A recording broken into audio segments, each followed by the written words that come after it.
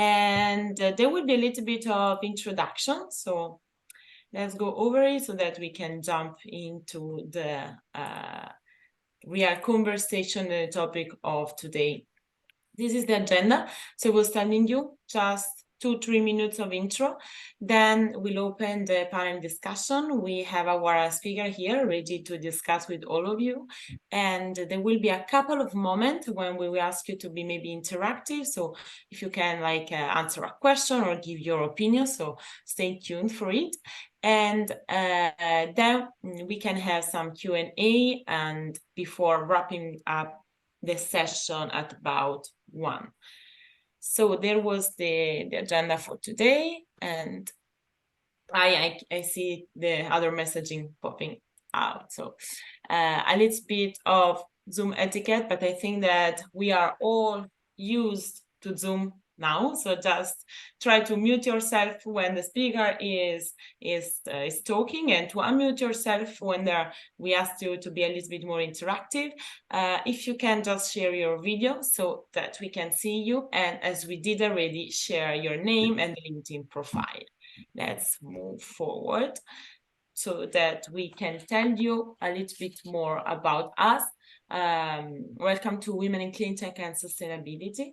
We are a non-profit association that was founded 10 years ago in San Francisco Bay Area.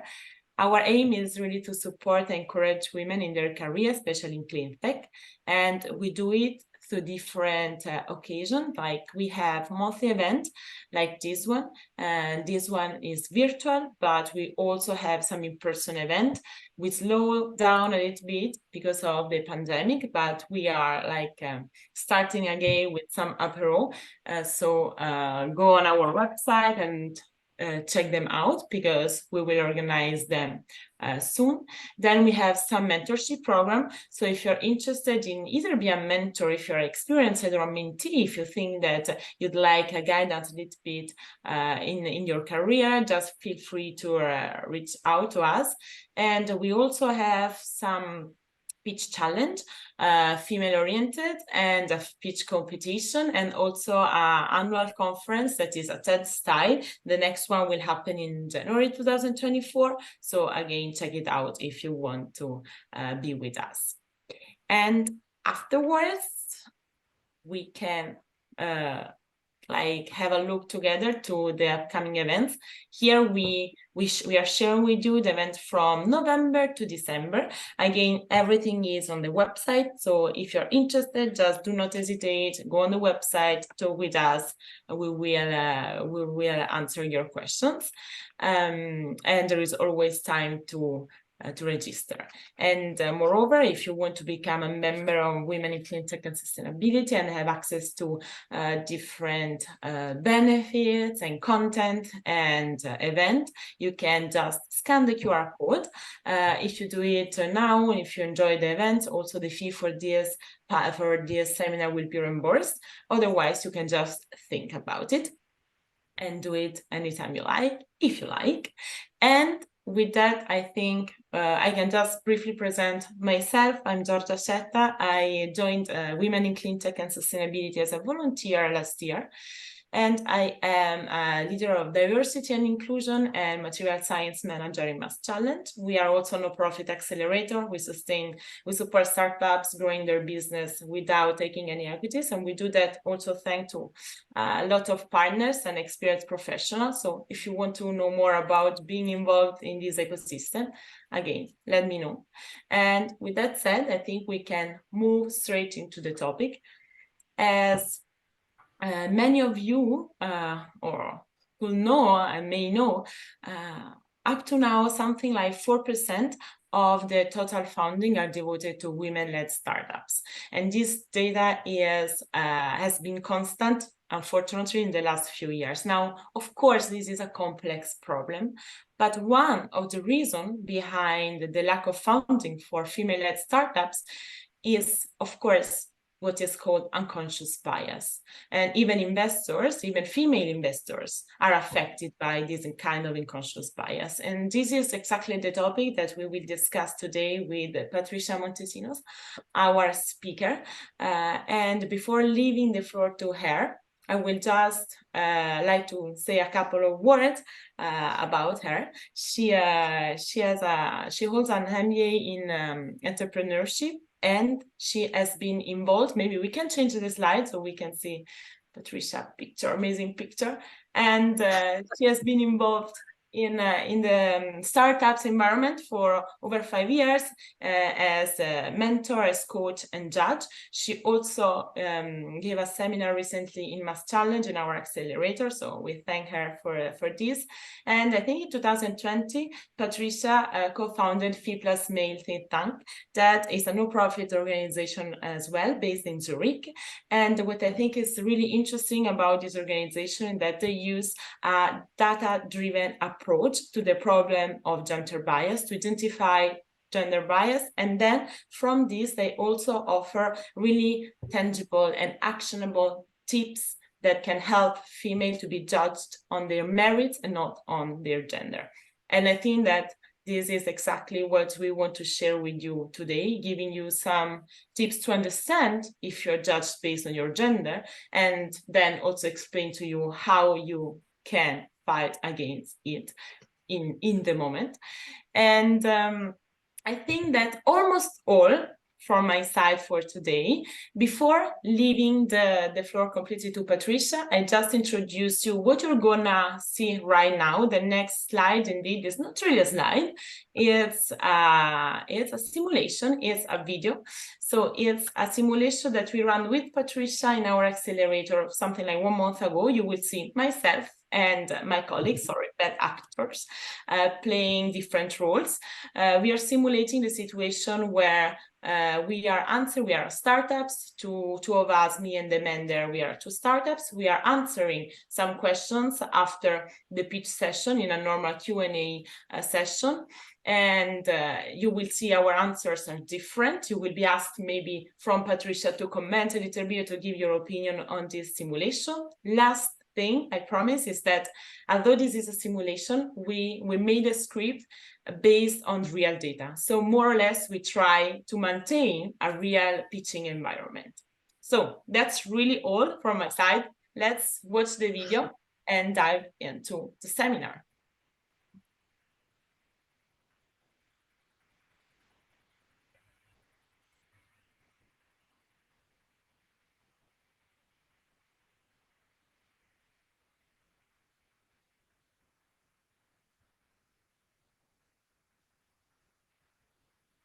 Please let us know if there is problem with the audio or if you cannot see the video, write it in the chat. I cannot hear it. Yeah, me neither. Yeah, me neither as well. Let's try again. Let's figure that out. 1 second here. No one can hear anybody's sound right now? No, now we can hear it. Feedback from users. This will allow us to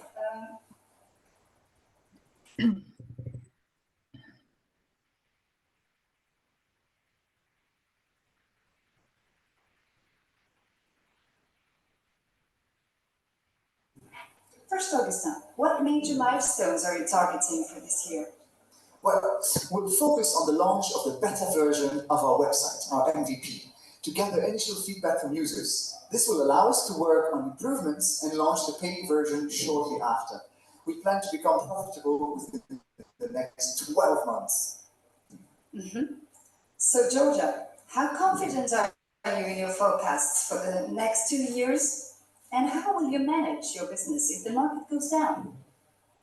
I think I can say we are reasonably confident in our forecast because they were made by market research and early traction. Now, if the market goes down, we probably try to diversify our customers, but I need to be honest, we really didn't think yet about a backup plan. The market was quite stable to now. So. All right. Augustin, how do you plan to acquire new customers? We use the traction we got from the previous consumers and use the reviews as an advantage. We also put in place a referral plan, some rewards when they bring a new friend, and we will use some budgets to reinforce our presence on social media. All right. Giorgia, what is your customer repeat or retention rate? And how will you minimize customer churn? About 1/4 of the first-time customers came back from a second purchase from us. Then we are planning to offer them personalized support and also some discounted trade, maybe for early subscription, so that they can reapply, and this will hopefully incentivize loyalty.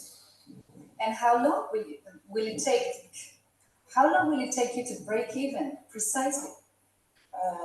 Precisely, I think it will be around 18 months. Cannot be more precise than that. This is based on market forecast, but we didn't mention yet to test the consumer acceptance. So this is all I can tell you for the moment. Okay. Augustin, how does your business model work? How will you make money? Well, once we've tested our user acceptance with a beta version, we'll add some new features built on the basis of the early customers and charge them with a monthly subscription. At this point, we'll already have the loyalty of our users who would prefer to pay a small fee to have the improvements they want and ask for. In order to retain the acquired consumers, we'll also offer them a lifetime discounted annual subscription. And what is your aspiration for this company? Our ambition is to become a leading, for this company is to become a leading player in the industry by offering innovative and user-centric solutions. We want to respond to the growing need of our consumers to make responsible choices without increasing costs or compromising quality. We do this by offering dedicated solutions, full transparency on the supply chain and the raw materials used, and the highest quality. So, Giorgia, do you think that your team is experienced enough to deliver what you promised? I mean, our team is composed of experienced professionals, and they also have strong industry knowledge. So, yeah, I would say it's a full team, and they are ready to take up the challenge. Thank you. Thank you. Will we be hear back from you? For sure. Thank you. I have heard this thousands of times, and I think that is super fresh and really addresses the point that we want to hear today and to learn. So what was it? Yeah, did you notice something, differences in the questions that came from the investors to the female founder, to Giorgia, and the differences with the male founder? Is there something that you noticed that were like, I don't know, surprisingly for you? Do you think that who will have the highest amount of capital from the investor side?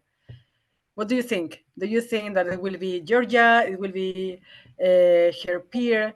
Can you dare to share your inputs and insights on this simulation? I would like to thank you as well to Mass Challenge, because we have co-created this simulation together. And yeah, so then thank you very much once again. I think it's just great. So who dares to share a few comments on the simulation? Seemed like the man definitely had more confidence, even though he didn't actually bring up any data the way that Giorgia did, like referencing the market, and his was falling just basically on superlatives and statements of them being the absolute best. Well done. Is any other comment up there?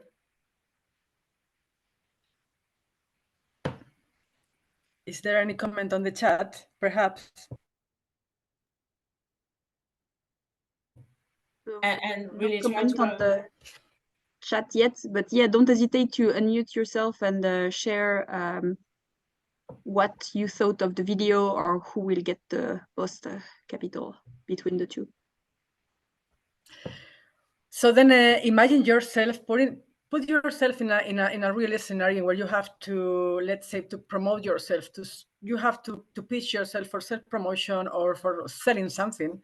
Imagine yourself in a pitching round where you have to talk with investors, etc.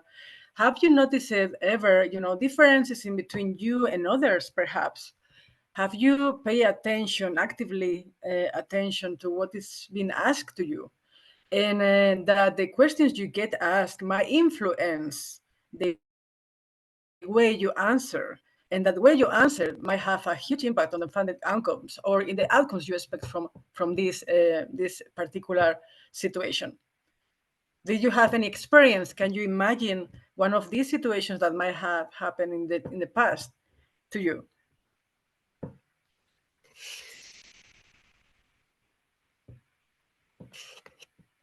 Okay, so this is what is exactly what we are going to learn and practice today. So basically, I wanted to complement the introduction we have from Giorgia about the project. The Bit Funding Bias project is a project that has been launched by the Female Think Tank. Female Think Tank is a non-profit organization, and this project is supported by the Geberlufte Stiftung. It's a very important foundation here in Switzerland, where we are based. The Bit Funding Bias project aims two things. First of all, to support investors investors and entrepreneurs to better overcome biased approaches in funding settings, and secondly, to provide a common framing where everyone can flourish. So in the Bit Funding Bias initiative or project you see here below at the bottom the website, you can just go log in and see what is in there. But we offer different insights, tool assessments, videos, and other resources that you get for free to better understand what is this bias thing and how to play with this. So the agenda for today is separated into blocks. We have seen already a simulation. Then I will go through a theory to provide you inputs on what we have based the concept, which is based research, and then we will practice. We try to practice. I mean, the idea is to practice as much as we can, so then we can assimilate all the content and support you to better identify a biased question and be able to potentially reframe in a way that can be more appealing for investors. So if we can move to the next slide, please. So yeah, what does this mean? So then what we have based the project, the Bit Funding Bias project, on a research that is purely focused on a regulatory focus theory. What is this regulatory focus theory? So the regulatory focus theory it supports or examines the motivations of a person and the way in which they go about achieving their goals. So regarding people's motivations and perceptions in judgment and decision-making process. So it's different ways. The theory suggests two different ways to get the same goal. The two ways that they suggest are prevention and promotion. Can we move, please, to the next slide? So the theory suggests to separate motivational orientation. So the first one is promotion-focused questions and answers.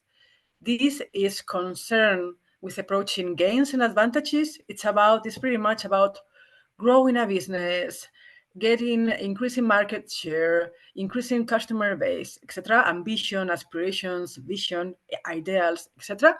It's very much about avoiding non-gains. So what we're all about non-gaining something in our stake, it's not taken into consideration.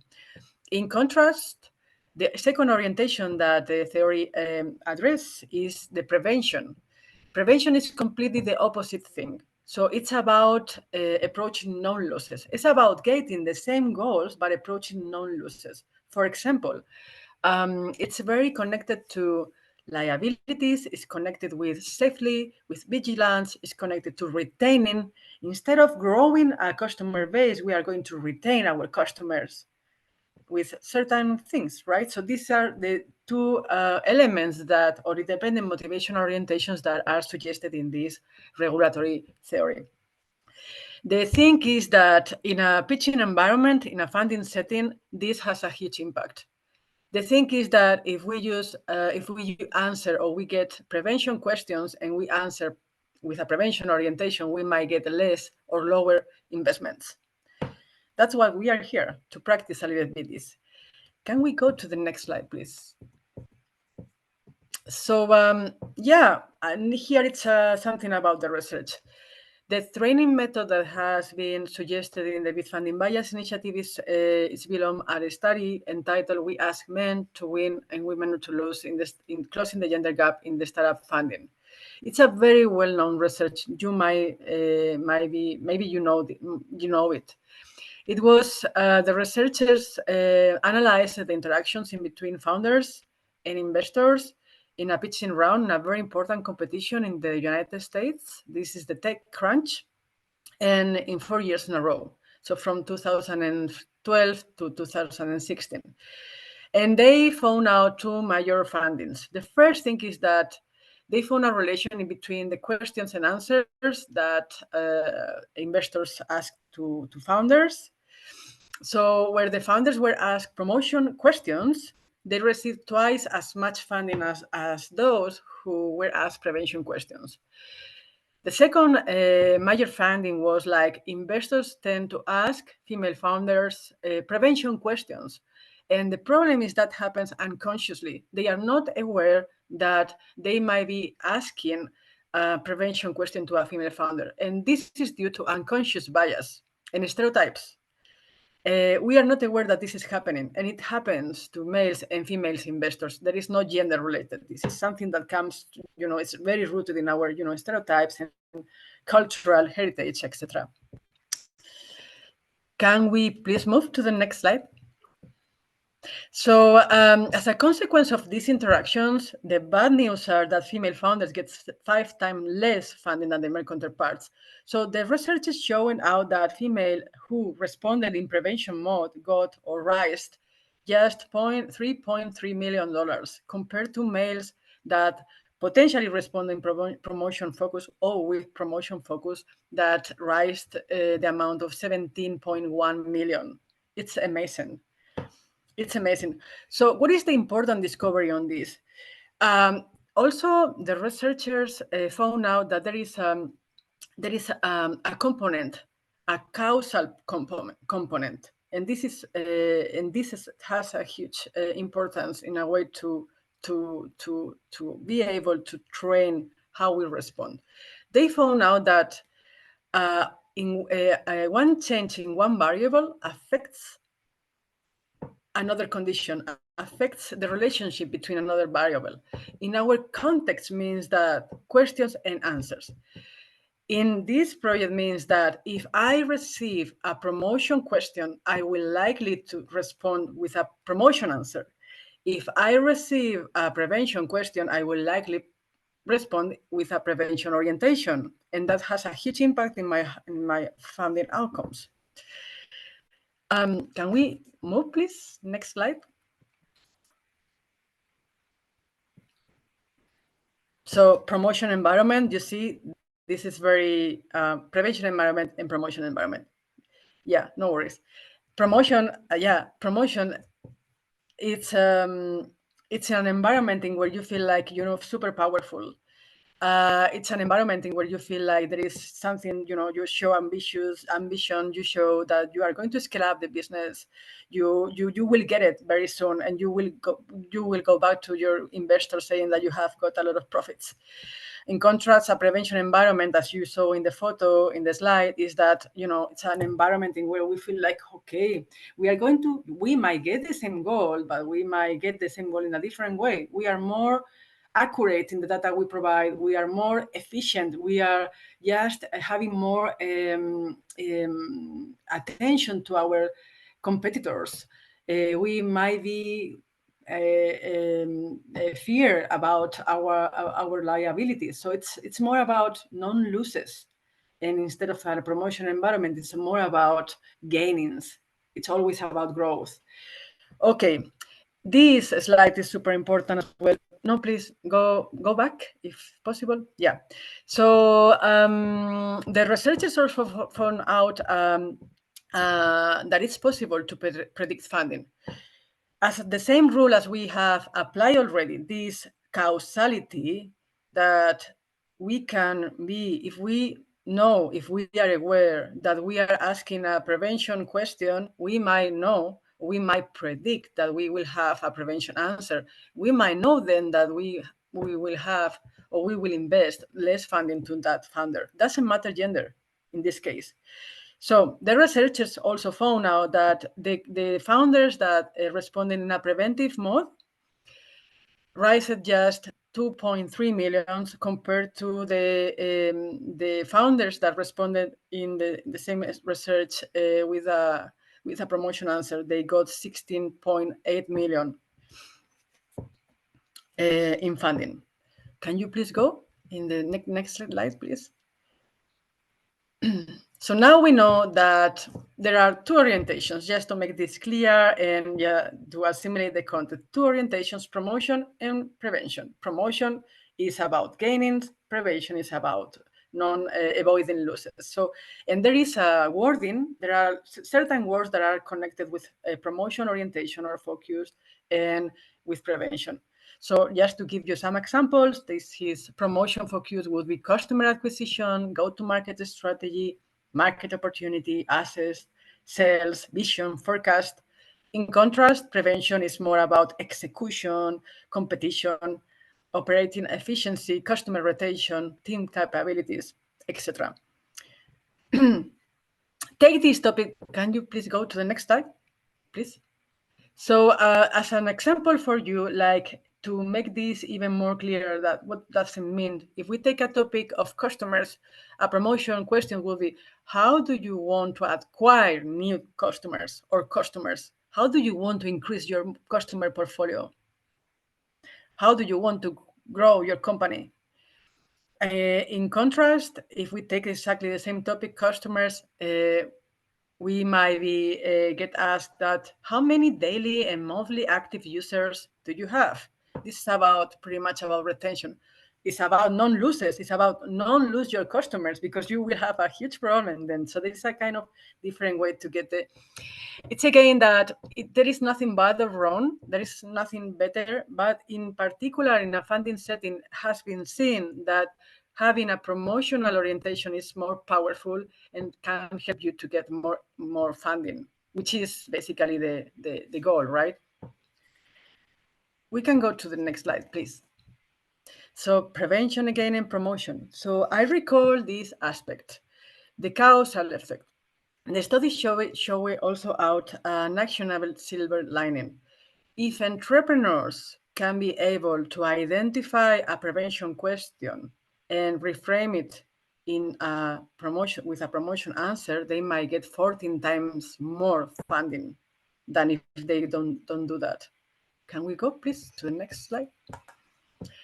So let's take an example. Probably you do not remember, but during the simulation, this was asked to Giorgia in particular. How long will it take you to break even precisely? That was super preventive, precisely. It's a very unsure. When are you going to break even precisely with accuracy? It's exactly the wording used for preventive. So, and she answered, based on market forecast, we expect to break even at least within the next 18 months. Unfortunately, we can't be sure because we still have to test customer acceptance. There is a lot of, I mean, if you analyze this answer, it's just very uncertain. I cannot invest in you, probably. And you can also use this scenario in other situations in your life when you are self-promoting, when you are promoting yourself for getting something, getting a new job, getting funding, etc. I will, instead of that, I will reframe that question if I'm, of course, able to identify that this is very, very much biased. We are optimistic. Our target market is growing and we are reaching fast our sales revenue goals. We will break even within the next 18 months. It's more clear. It's more focused. We are going to grow and this is what is going to happen. In 18 months, I will give you, I will break even. So then if we go to the next one, this is, it is provided and I think that you will get it, but I have to confirm this with Julie and the rest of the women in Cleantech and sustainability, that if you will get there is a manual code that is provided by the Bid Funding Bias Initiative that includes this wording. But just for you to know, a little bit more of the verbs and the wording that is used depending on the orientation. So you see in promotion, focus is more about obtaining, optimistic, progress, promotion, speed, wish, hoping, hope, gain, grow. Prevention is more about pain, prevent, responsible, escape, liabilities, accuracy, etc. Please move on. Thank you. So yeah, we are almost there. So then what is how you can use this frame? So for investors, if you're an investor, I think it's super important for you to better identify how you make your business decisions, your investment decisions. I mean, you might have certain biases that you are not aware of. And for you to make better decisions, not because of gender things, but for you to make better decisions, to be sure that you are, investing in the best companies, in the best qualified companies, it's good to understand this frame. Better identify or better, propose questions in the funding settings that can allow to everyone flourish. Promotion questions, and then you will get if you ask these promotion questions to a female founder, you might potentially get a promotion answer. And it's important also from the investors, in my point of view, from the investor side, that if you get this right balance in the mix of your questions, you have better deals, you will increase your diversity portfolio, you will have more innovative businesses. And also it's important to highlight that this training is pretty much about how to make better investments in a pitching round, so a funding setting. If you were in another screening process, which is, for example, the due diligence checklist, in where you have the due diligence list or checklist, you might have more detailed approach to the questions or to the answers you want to get. And this is fine. This is very fine. You might ask more preventive questions in the due diligence process, but in a funding setting, it's more street table. Be conscious about this bias that might be at play. For entrepreneurs, I mean, it's powerful for you if you are able to identify a prevention question and be able to respond in a way that is more appealing for investors. You might get more funding. You might get more, you might get the outcomes your expected outcomes. So that was practically all, and I would like to practice with you to see how far we went. On this theory. There is a lot about this. We can talk for hours, but providing a lot of content on the other hand is just sometimes confusing. But I thought that was okay. You just raise your hand if you want to ask something, and let's practice. Can we go to the next slide, please? So, first question. What major milestones are you targeting for this year? We have three possible answers. You have one prevention answer, you have one promotion answer, and you have one neutral. We haven't seen neutral, but just briefly to tell you what is this. A neutral doesn't have a huge impact in your outcomes. It's more about an answer that provides the different orientations, promotion and prevention orientation. So, but it has not a huge impact in your outcomes. So the idea of this exercise is that you have to tell me what is the question. The question is, has a prevention or promotion focus? And then which one of the possible answers A, B, and C is a preventive one? And which one is the promotional one? Is there anyone who wants to try? This is a very safe space. Huh? I need to say it. So it's no worries. Just go ahead. And as we give like the audience a little bit of time, maybe before going through the questions, I saw that one of the main questions going in the chat was, is this useful also if you're not in a pitching environment? And I would say, let's play this game, because the point here is really recognizing some alert words.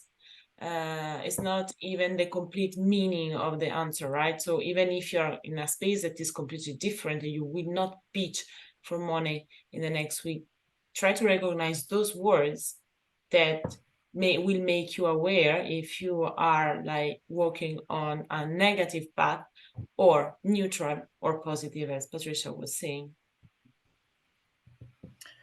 Let's read it. I will read it. Thank you very much for your comments, Giorgia. Thank you. So question is, what major milestones are you targeting for this year? Answer A or A is, we will focus on the launch of the beta version of our website to gather initial feedback from users. This will allow us to work on improvements and launch the paying version shortly after. We plan to become profitable in the next 12 months. B, we are prioritizing the beta launch for user feedback, emphasizing safety and efficiency. We are also attentive to liabilities and competition while aiming for strong customer retention and team capabilities. C, this year we are targeting key milestones, such as the beta launch for user input. We are committed to ensuring safety, efficiency, and addressing potential liabilities. Building a solid customer base and engaging team capabilities remain key aspects of our strategy, even though we have not specific milestones for next year. Which one is promotive? The last one.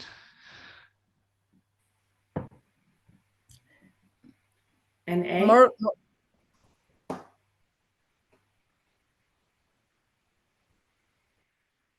So A and C. Okay, so which one is preventive?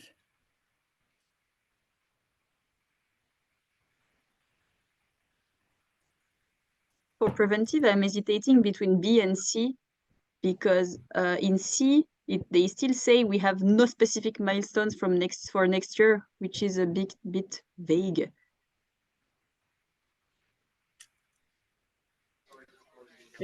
Yeah, I thought the same. I feel C is very vague, so feels more preventative, and A has some kind of definites and a time frame and a little bit more confidence, I think, with the wording. Yeah. Sorry, go ahead. Sorry, Teresa, you shared your answers, but I think to me only. So I don't know if you're able to speak where you are. If not, I can share the answers for you, or I let you speak.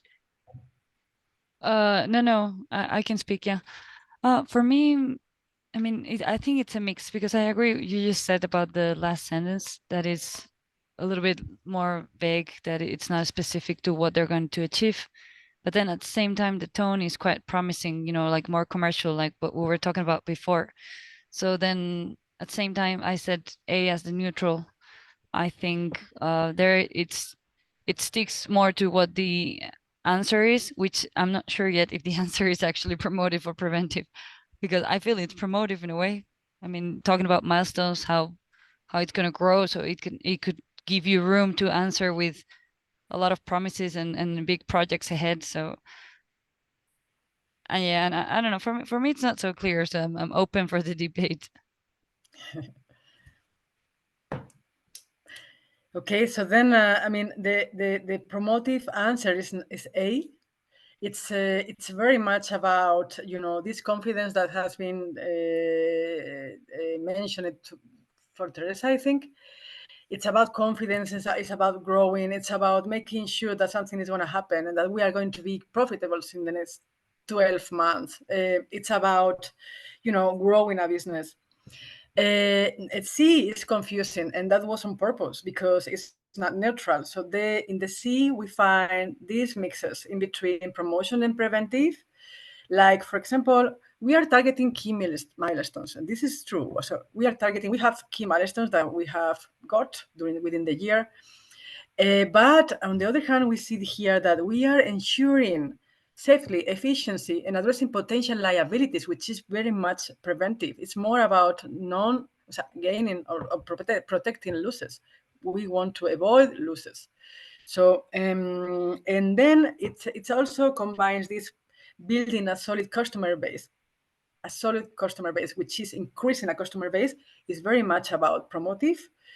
But then at the end, it finishes with this confusing aspect that we do not have really a specific milestone for next year. So it combines both. I mean, if you are lucky, you might have an investor that will invest in you, maybe, because it doesn't assure that this doesn't guarantee that you will get, the point. It's unclear what is your orientation, and B was that the preventive one. So we are answering question number 1, which is a promotive question in different ways. So you can answer in a neutral way, you can answer in a promotive way, you can answer in a preventive way. Preventive is very preventive because, well, of course, we have already mentioned to what is exactly the point. It is confusing. There is a lot of liabilities we have to protect, to serve our customers, because we might have liabilities or we might have credits to pay. There is a fierce competition, and again, it's the preventive. This preventive answer is very much about, that they are emphasizing safety and efficiency again in an accurate way. So, yeah. Well, this is a very clear case on how you can reframe questions, or a clear way on how to see how we can use this wording in a way that can benefit us. We can maybe go to the second question and see what happens. Let me share with all of you something that just happened to me. I told you I'm working on an accelerator. We were just like evaluating some startups a couple of days ago, and basically, if we come back to the question number 1, I think I remember that in both the answers that Patricia was saying, either neutral or negative, there is this word safety, safety. Now, for example, we had different startups. We asked them to prove us that they are sustainable, like registering the emissions that they will do with the startups. Now, we had like one startup that was really astonishing in terms of technology, but the team there was pitching the technology, repeating, we want to be safe, so this is the result. Eventually, the comments from the jury was really that those people were kind of unsecure. And so it was really an example of what Patricia was saying. Although the startups was really a low-emitting startups, a low-emitting technology, eventually they didn't really make the point because they were too conservative on their approach. And this is something that often happened to female founders, to women. We believe that being a little bit preservative will prevent us from make mistakes. And this sometimes can lead us to go and to fall into this trap of the prevention question. So sorry if I interrupt, but I really saw a real life episode that was basically mirroring what you were saying here. So I think it's cool that we made this part. Yeah, it's great. It's great. Thank you for sharing. I also have a question related to this. Is it okay if I shoot of course, now? Yeah, I was thinking that would it be a possibility that when someone replies to a promoting question with a preventing answer, it could be somehow a sign that that specific topic that you're talking about, it's actually part of the weakness of their company or their business model? Would a preventive answer in some cases actually mean that you actually hit the spot of weakness because you're not answering promotively? I mean, or is there any, have you ever thought that there's any relation with that? But I do not understand very much what you try to say. Like there is, of course, if we receive a prevention question, that might be on purpose as well, because the person who is asking you in that orientation might want to go in deep into your business, in your business model, or etc., or where they see, or where he or she sees weakness. It might be. Okay. It might be. It might be. Yes. Yes. So then you tend to respond likewise. So the thing is that the research shows that you tend to respond likewise. So if they ask you, kind of think that it's tricky and maybe wants to, understand a little bit more one of the weaknesses or the weaknesses you have in your business, so then you might answer in preventive mode. But you can change this. You can change this. You can answer the same question in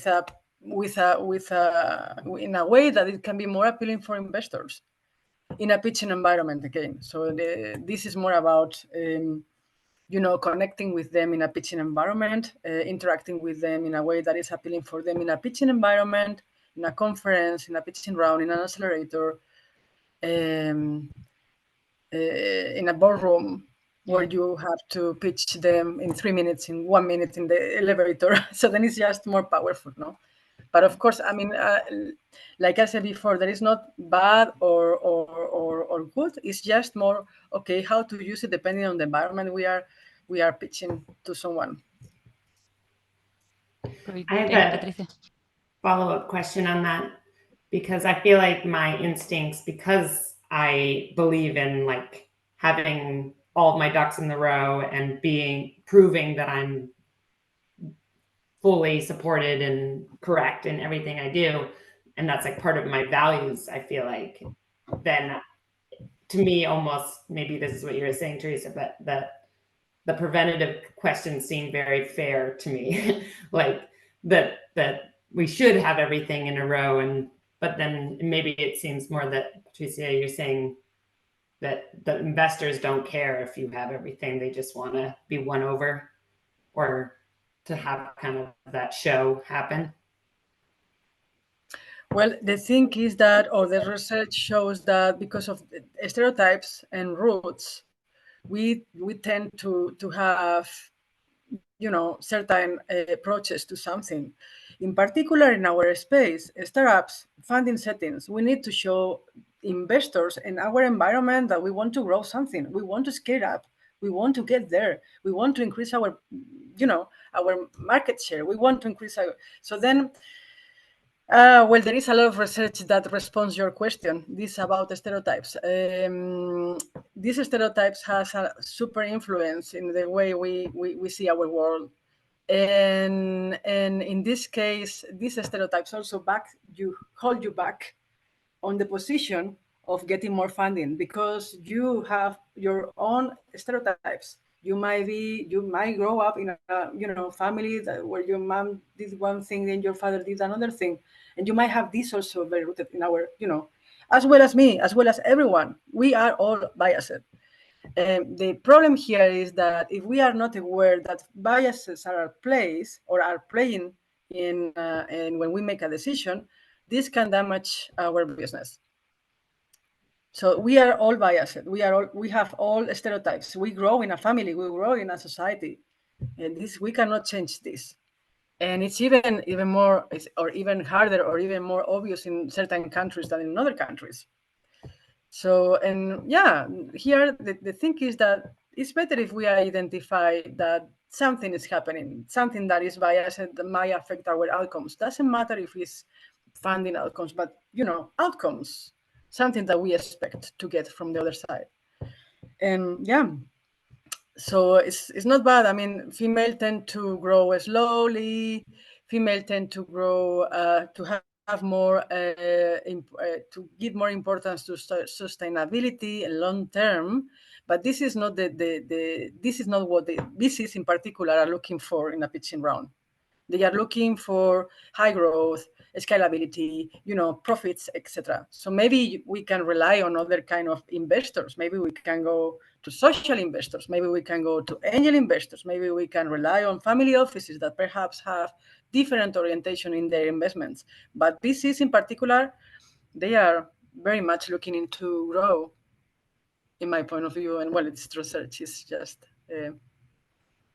And sometimes for female Right. founders, the line between lying and promoting is really difficult to understand. So sometimes we feel that if we promote ourselves a lot, but that what for us is a lot is normal for men, we are almost lying.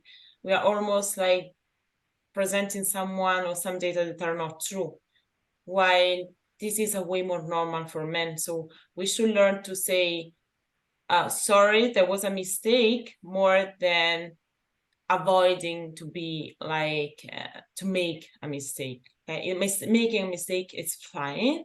And I've seen that it's even perceived better if you can explain why you did it in a Q&A session than just being so preventive. And just as a reminder, we have 5 minutes left. So Patricia, I let you decide maybe if you want to go to another question and then mastering the Q&A, or yeah, I think it would be great if we can spend a few minutes more in the second question, which I think is also interesting. And then so it's again the same practice. We need to answer. So this question number 2 is preventive or promotive, and the same applies to A, B, and C. Preventive, neutral, or promotional. So how confident are you in your forecast for the next 2 years?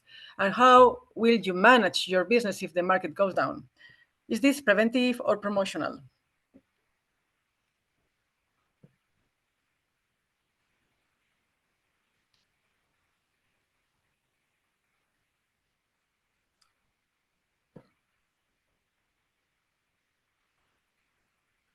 I think the question is preventive because it kind of does not really trust. I mean, it asks the entrepreneur to show confidence in their forecast, so it shows we don't really trust them. And it talks about a negative potential situation, the market goes down.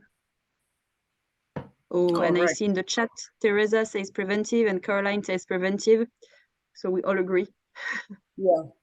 Yeah, it is clear that they are unsure that you are confident. How confident are you in your forecast for 2 years? And then they are questioning if you would be able to manage your business and your team if the market goes down. So it's a very preventive. And then which one is the promotional, has the promotion orientation in the answers? I can read if you like, otherwise just jump in. Time constraints. So I have an idea, but I'll let others talk before.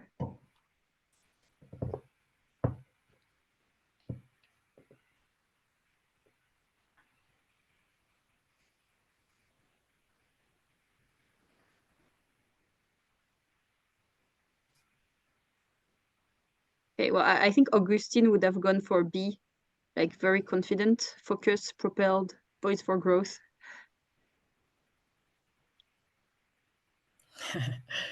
Yes, exactly. B is very promotive. And which one is the preventive one?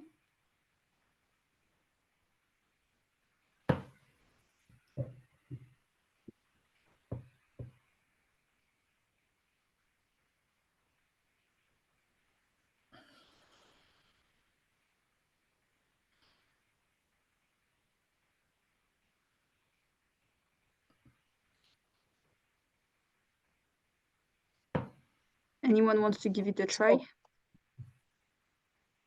Give a try.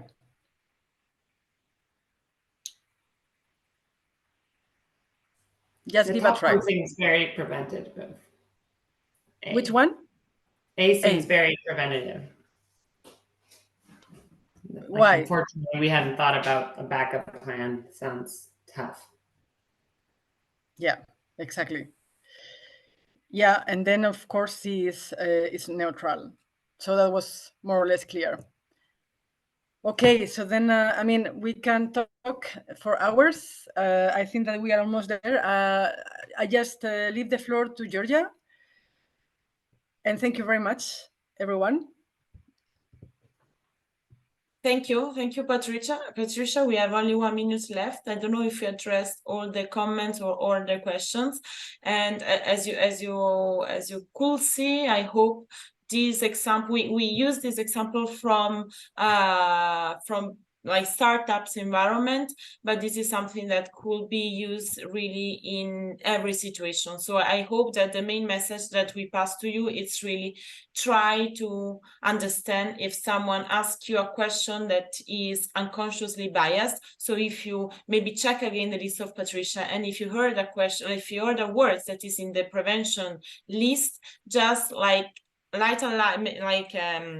use a moment, a second, to realize that maybe this is not the perfect spot for you, and try to revert the situation either to neutral or to a positive environment for you.